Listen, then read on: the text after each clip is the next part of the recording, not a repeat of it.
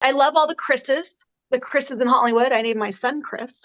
So love all the You notice they Chris's. always cast the British guys. They had the two leads are Americans, and then of course the evil guys are British. Well, I'm just last that trope is funny the way they always cast the British guys in these.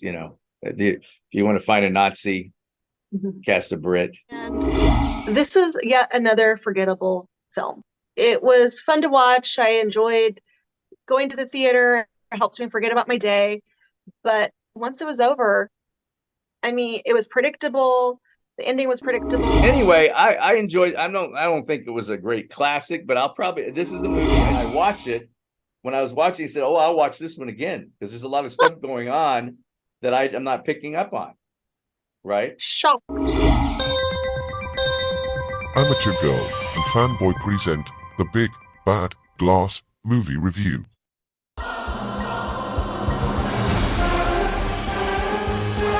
Chris Pine's father Robert Pine is also an actor.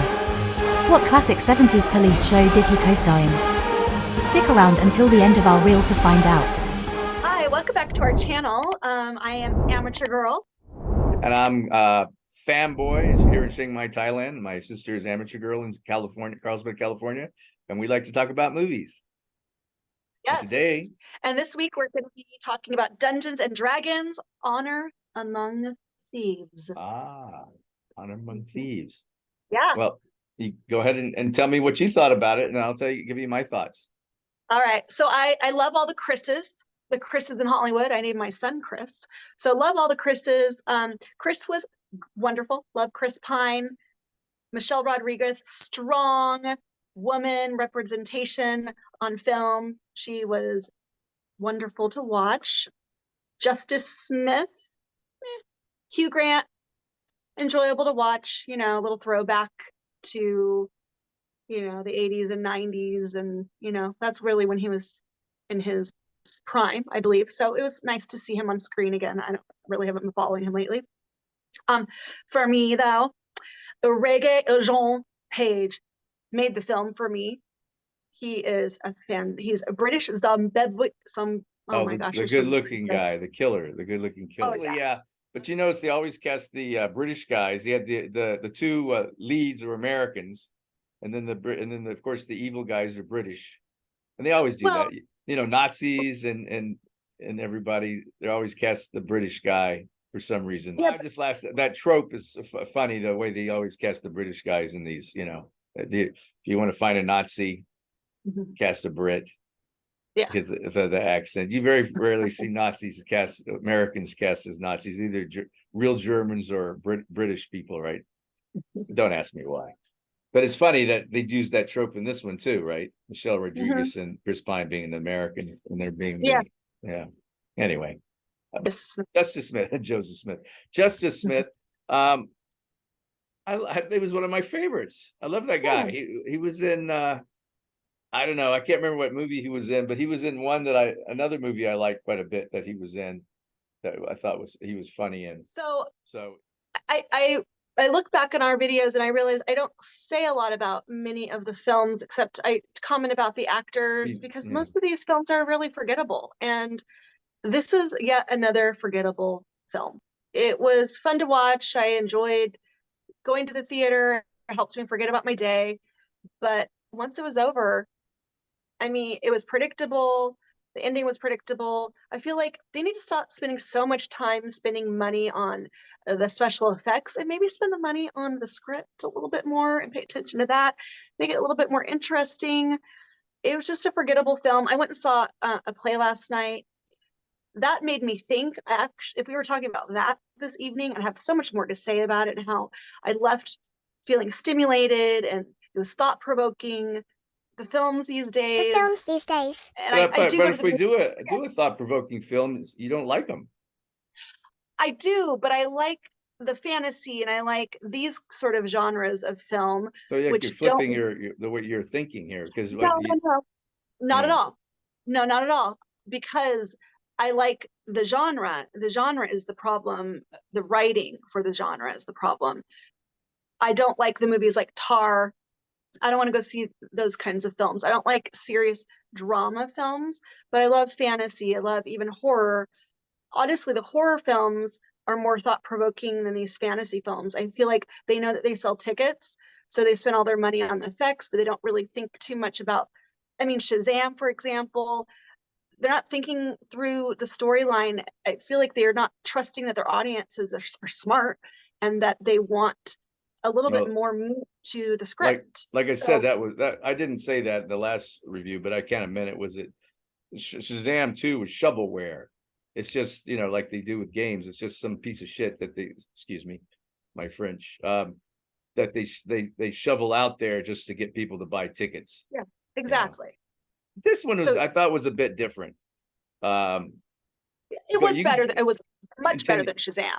continue on if you have more to say. Yeah, well, it's much better than Shazam for sure. And yes, I do go to the movies because I do want to forget for about my day. I don't want it. I want it to be thought provoking enough in the genre that I like, which is fantasy and horror and some of the other different genres that I like. But so I am very specific about what I like. So I do like this, and so of course I'm going to choose a film like this over like the movie Tar or some of the other films that you've recommended, like The Green Knight. I'm going to choose this movie all day long over those movies. I just am. So again, though, it was a forgettable film. It wasn't like the Indiana Joneses of the day. It's the 80s and 90s had such great movies, and we just don't have them anymore. What happened? Well, it could Where be are that the great? also we like to relive the movies of our youth, because I enjoy the movies of the 60s and 70s because that's when I grew up. You enjoy the movies of the 80s and 90s because that's when you grew up. I guarantee there's going to be people, kids who grew up in this era are going to Mhm. fondly look back on these movies also. It's Okay, just the way it is. My but dad used to talk about these crappy movies you used to see in the 40s and the 30s, and I'm like, you watch them now, they're like, oh my God, what a piece of crap. But my father loved it as a kid because mhm. that's what they had. I mean, that's how they're, I'm just saying, that's just the way it is. Well, let me But just ask you this. Let me ask you this. For example, Indiana Jones. Indiana No, Jones. it's just for Well, you. Indiana Jones. Yeah, it's just Abby. I love Indiana Jones, but it's just It's not like I'm not gonna, I'm not a fanboy of Indiana Jones per se. I'm not really a Hmm. fanboy of any genre per se. As you can tell, I like it from the brainy to the most ridiculous movies. So Another example, Alien, the Alien those are great series. movies too. It's great. And I like the That's it. continuation of it too. I like Prometheus. I like the one that came after Prometheus, which I can't remember the name of, but I enjoyed those too. The continuation of the story, right? Mhm. I like that they did continue the story because that's an interesting universe, the alien universe, right? And all the alien versus predators and all that crap. Even the shittiest of those, I still enjoy watching, even though Mhm. they're not as good as the original. As when I don't know why we're talking, but Alien. When I saw Alien 1979, sitting in that little crappy Fashion Valley movie theater that used to have these crappy theaters back in the day before they got better. Um, I was like, that was one of the scariest movies I ever saw, Yeah. right? When it first came out. Well, and But the reason why we're talking about this is those films were better than the films that they're releasing today. So Rocky, you talked about, you were crying when you were talking about Rocky. I mean, I agree because I watched Rocky as a young child and I remember thinking, oh my gosh, and I was like 10 or I was very young, mm, 7, 8, 9, 10, thinking this is a great movie. And what kind of, I don't know how I can relate to that film as a young child like that, but I remember thinking, this is a fantastic film. I don't think that those films are like that today. That's all I'm saying. And so no, therefore I no, that's enjoyed what it, a lot of people but say that. forgettable. So I'm just taking the devil's advocate, right? Well, I stop mean, it. I stop it, huh? But that's what I Yeah. do. That's my job. Uh, what did I just watched something? It pisses me off that I can't remember it. It's getting old, I guess. Uh, it was made in 95 and I just loved it. I go, wow, these 90s movies were really good. And but that being said, when I was living, because I was much older than you in the 90s, I was married, had kids, and I was, a grown-up. I used to think, man, why didn't they make good movies like they did in the 70s? Why did they make so many crappy movies? Every time like Pulp Fiction came around, so finally someone made a decent movie, right? But again, Tarantino's movies were throwbacks to the 70s because that was his thing. So again, see, but now I look back at the 90s movies and go, wow, those are some really good movies. Because I keep picking up on 90s movies, right? Still, and even the 2000s, I'm even thinking back now. I think Harry Potter came out in the thousands. That was such a great film. I mean, just going to the movies and watching. But remember, Harry we Potter. only remember the really great ones. It's like the hits. You only, you pick up one year, there might be 2 or 3 big hits out of that year that we get played over and over again. And you remember those hits from that year. But there was like thousands of other really shitty ones too that came out. But I feel like there's zero right now. Like, I feel like there's zero. So, I mean, Harry Potter, Lord of the Rings. I rewatch them every year, and I'm happy every time I watch them. But again, can you remember what movies came out the year that Harry Potter came out?